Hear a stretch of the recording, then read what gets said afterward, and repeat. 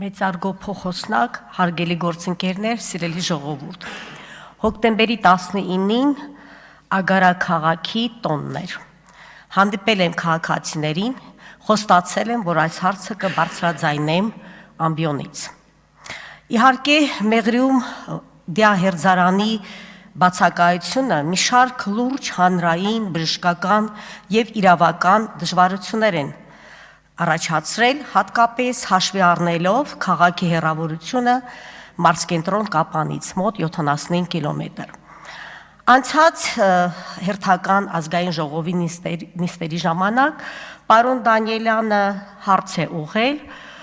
որ բացակայում է Մեղրի տարածաշրջանում դիահերձարանը։ Ուզում եմ նաև իրեն ասել, որ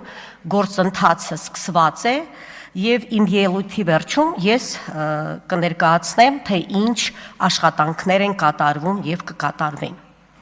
Իհարկե դիահերձարանի բացակայումը շատ մեծ դժվարություններ առաջացրել, հատկապես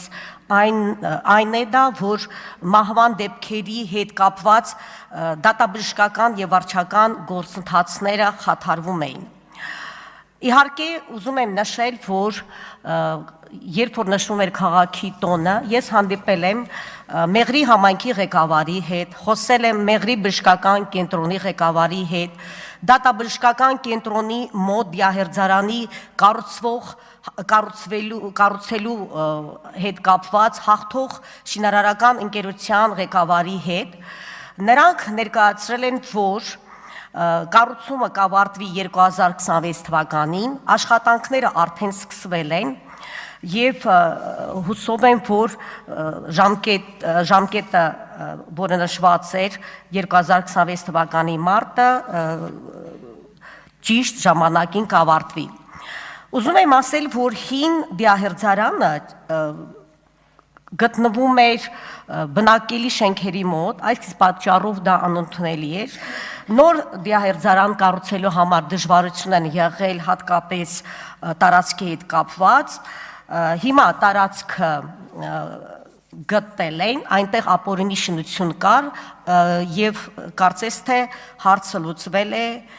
դատական պրոցեսի միջոցով։ Շնորհակալ եմ